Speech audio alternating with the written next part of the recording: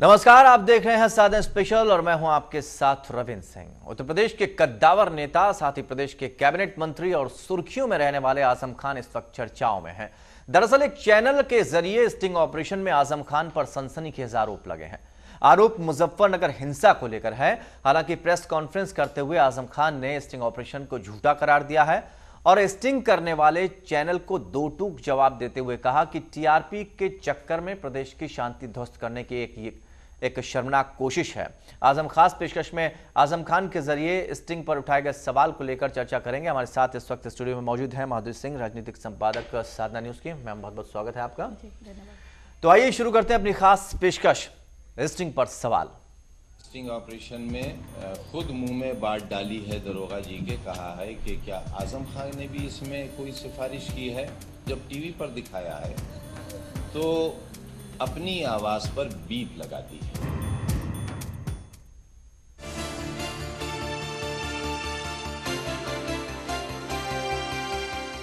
मुजफ्फरनगर हिंसा की आंच में सियासत से जुड़े लोगों का नाम धधक रहा है और इस आंच में अब यूपी सरकार के कैबिनेट मंत्री और संसदीय कार्य मंत्री आजम खान भी आ गए हैं। दरअसल एक चैनल ने स्टिंग ऑपरेशन में खुलासा किया है कि मुजफ्फरनगर हिंसा में आजम खान भी हैं। स्टिंग ऑपरेशन पर उठ रहे सवालों के बीच आजम खान ने एक प्रेस कॉन्फ्रेंस करते हुए सारे आरोपों को झूठा करार दिया है।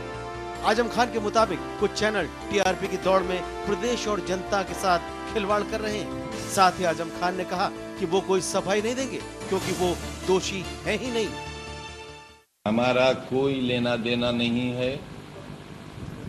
बहुत साफ सुथरी और बहुत सच्चाई की जिंदगी गुजारते हैं। ना हमें कोई परेशानी है, ना हमें किसी को कोई सफाई देना है। आजम खान के मुताबिक चैनल वाले खुद अपने स्तर पर फोन रिकॉर्ड भी चेक करा सकते हैं, जिससे ये साफ हो जाएगा कि उनकी किसी पुलिस वाले से बात हुई है या नहीं। अगर आजम खान की माने तो पुलिस वालों के मुंह में अपने शब्द डाले गए और सवाल पूछने वालों की आवाज दबा दी गई, जो गलत तरीका है। स्टिंग ऑपरेशन में खुद मुंह में बात डाली है दरोगा जी के, कहा है कि क्या आजम खान ने भी इसमें कोई सिफारिश की है। तो गालिबन दरोगा जी का बयान हाँ कुछ इस तरह का उन्होंने कहा है। और जब टीवी पर दिखाया है तो अपनी आवाज पर बीप लगा दी है। वहीं आजम खान ने कहा कि जिन जिलाधिकारी और एसपी के तबादले के पीछे उनका हाथ बताया जा रहा है वो भी सरासर गलत है, क्योंकि उन्होंने इस मामले में कभी भी दखल अंदाजी की ही नहीं। इसके अलावा आजम खान ने सख्त लहजे में कहा, कोई भी उन पर लगे आरोपों को सच साबित कर दे तो वो हर सजा के लिए तैयार है। लेकिन अगर हमने किया है तो जो बड़ी से बड़ी सजा हो उसके लिए हम तैयार हैं। लेकिन जिस चैनल ने ऐसा किया है उनसे मात्र इतना आग्रह है कि ये वक्त आग पर पानी डालने का था, आग पर तेल डालने का नहीं था। कम से कम वो खेद व्यक्त ही कर दें। खैर, जिस तरह से एक चैनल के जरिए स्टिंग ऑपरेशन के बाद आजम खान ने बेबाकी से पूरे मामले पर बात की, उससे तो एक बात साफ है कि स्टिंग ऑपरेशन से आजम खान न तो परेशान है और न ही घबराए हुए हैं। लखनऊ से साधना न्यूज के लिए तनवीर फातिमा की रिपोर्ट।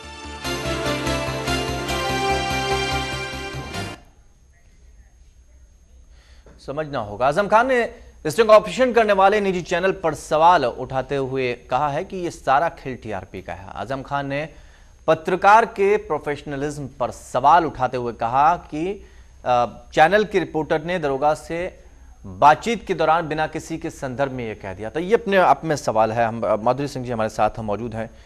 ये कब बड़ा कंट्रोवर्शियल मामला इसको अगर देखा जाए हो गया है, क्योंकि आजम खान ने अपनी सफाई प्रेस कॉन्फ्रेंस के जरिए कही है, लेकिन सवाल स्टिंग ऑपरेशन पर भी अब खड़े होने लगे हैं। पूरे माहौल को देखते हुए आपके जहन में क्या लगता है, क्या चल रहा है?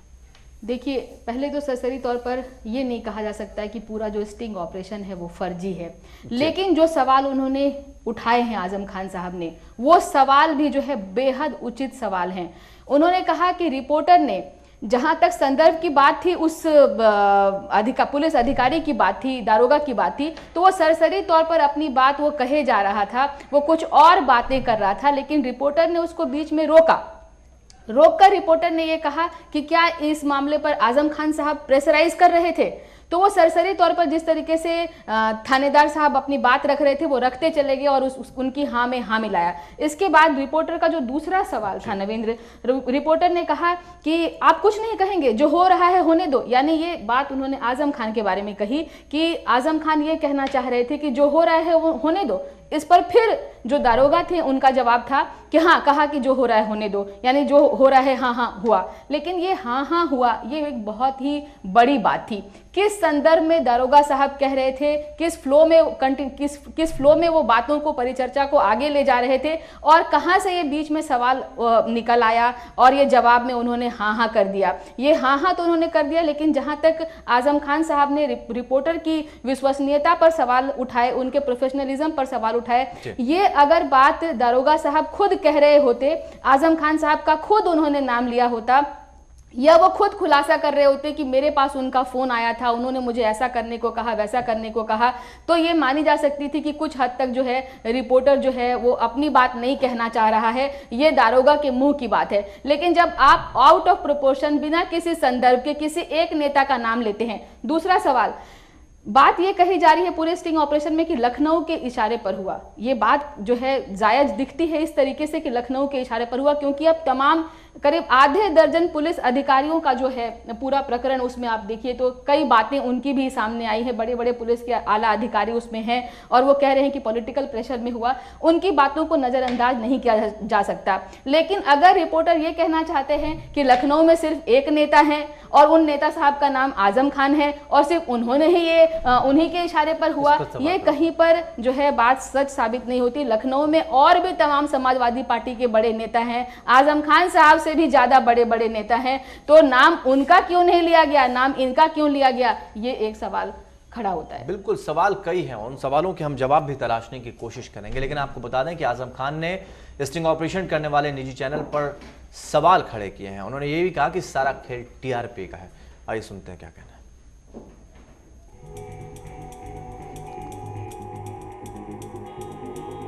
मुजफ्फरनगर हिंसा में आजम खान के नाम को लेकर एक चैनल के जरिए स्टिंग ऑपरेशन से सियासी गलियारों में सनसनी मची हुई है। लेकिन साथ ही इस स्टिंग ऑपरेशन पर आजम खान ने सवाल भी खड़े कर दिए हैं। आजम खान ने आरोप लगाया है कि स्टिंग करने वाले चैनल के रिपोर्टर ने स्टिंग के दौरान फुगाना थाना के सेकंड अफसर RS भगौर से बातचीत के दौरान बिना किसी संदर्भ के ही आजम खान के रोल की चर्चा निकाली। आइए सुनाते हैं क्या बातचीत रिपोर्टर और दारोगा RS भगौर के बीच हुई। दारोगा और निजी चैनल के रिपोर्टर के बीच बातचीत के अंश जो कि चैनल की ऑफिशियल वेबसाइट पर भी उपलब्ध हैं। रिपोर्टर मेन रोल मेरे ख्याल से आजम का है कि उन्होंने प्रेशराइज किया। RS भगौर बिल्कुल ठीक है, बिल्कुल ठीक है। रिपोर्टर आप कुछ नहीं करेंगे, जो हो रहा है होने दो। RS भगौर हाँ यही हुआ। रिपोर्टर पॉलिटिकल है ये, रोटियां सेक रहे हैं।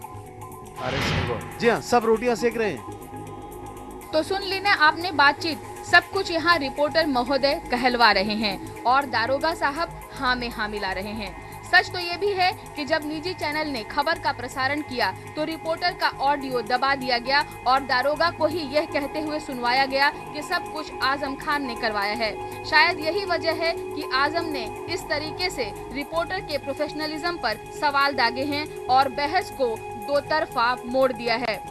साधना न्यूज के लिए माधुरी सिंह की रिपोर्ट। कई सवालों के जवाब तलाशने हैं। सर्वेश शुक्ला हमारे सहयोगी इस वक्त हमारे साथ जुड़े हुए हैं। माधुरी जी, आप सवाल पूछना चाहेंगे? सर्वेश, आप काफी दिनों से जो है टेलीविजन मीडिया में काम कर रहे हैं और आपसे यहाँ पर जानना चाहूंगी कि एक स्टिंग ऑपरेशन में ऐसी कौन कौन सी खास चीजें होनी चाहिए जिसको कि एक बड़े खुलासे का रूप दिया जा सकता है, कहा जा सकता है कि एक बड़ा खुलासा हुआ। इस तरीके से लगातार ऑपरेशन में हिंदुस्तान की जो इतिहास में है वो 2001 के बाद से लगातार हो रहे हैं। लेकिन जिस तरीके से लोकसभा के ऑपरेशन हुआ था जो सुप्रीम कोर्ट तक गया, सांसदों के ऊपर वो स्टिंग ऑपरेशन हुआ था, जिसको लेकर लगातार सवाल खड़े हो रहे थे और सुप्रीम कोर्ट को में लेके गया। और उसके वक्त 2007 में उमा खुराना स्टिंग ऑपरेशन उसके बाद आया था।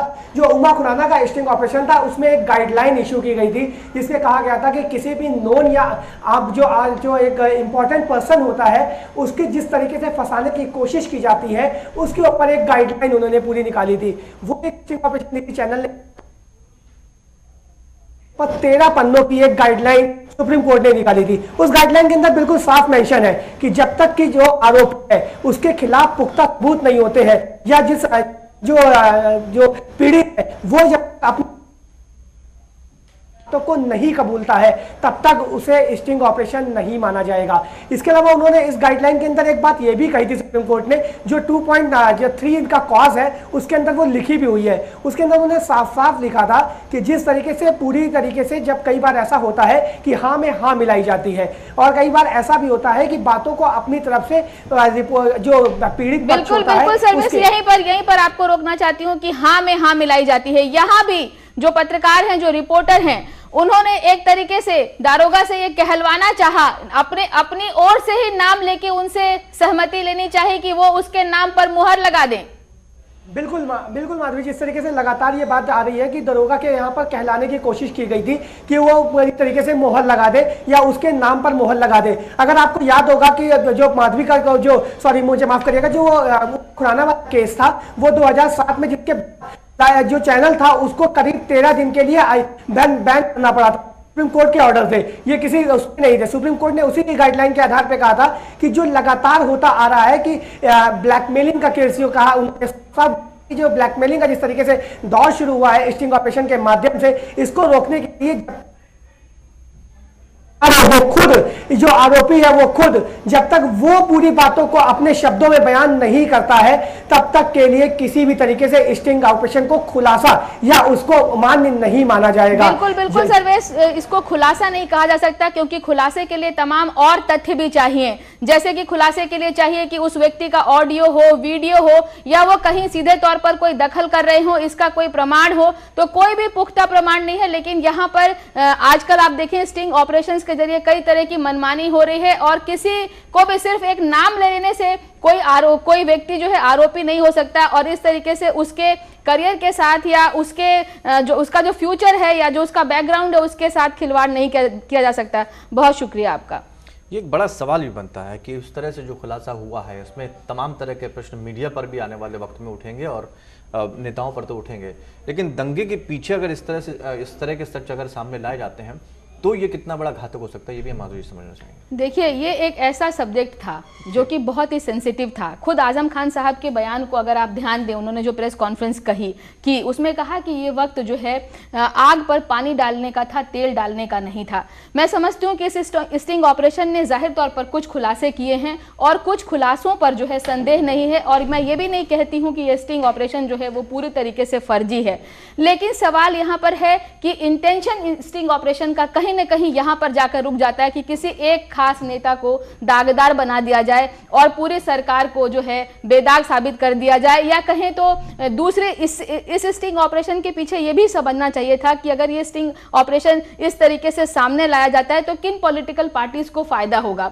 अगर मान लें, जैसा कि तमाम और वेबसाइट्स लिख रही हैं, खबरों की वेबसाइट्स लिख रही हैं कि अगर इसी स्टिंग ऑपरेशन में दारोगा साहब के सामने ये कहा जाता कि भाजपा के इन नेताओं का भी रोल था, तो शायद वो सरसरी तौर पर ये भी कह जाते दारोगा साहब कि हाँ इनमें इनका भी रोल था।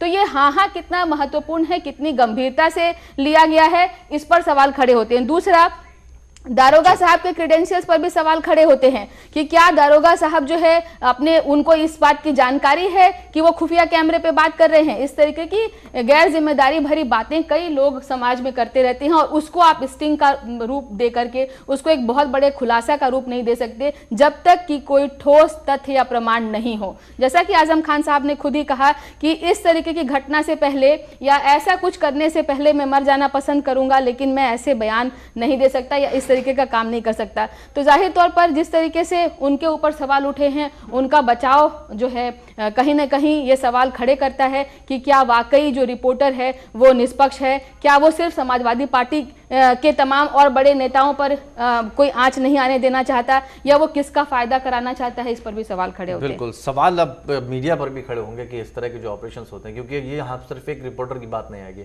आने वाले वक्त में शायद ये मामला भी तूल पकड़ता हुआ नजर आए कि जिस बिल्कुल, क्योंकि बहुत ही सेंसिटिव सब्जेक्ट पर ये कोई पैसे का लेन देन, कोई भ्रष्टाचार की बात नहीं है, ये पूरे देश को जोड़ने और तोड़ने की बात है। ऐसे में अगर कोई पॉलिटिकल पार्टी इसका फायदा उठाती है या कुछ और इस देश में नया कुछ इसका परिणाम निकल कर आता है, तो ये बेहद सनसनीखेज बात है। और मेरे ख्याल से किसी भी न्यूज चैनल को इस तरीके का कार्यक्रम दिखाने से पहले कई बार सोचना चाहिए।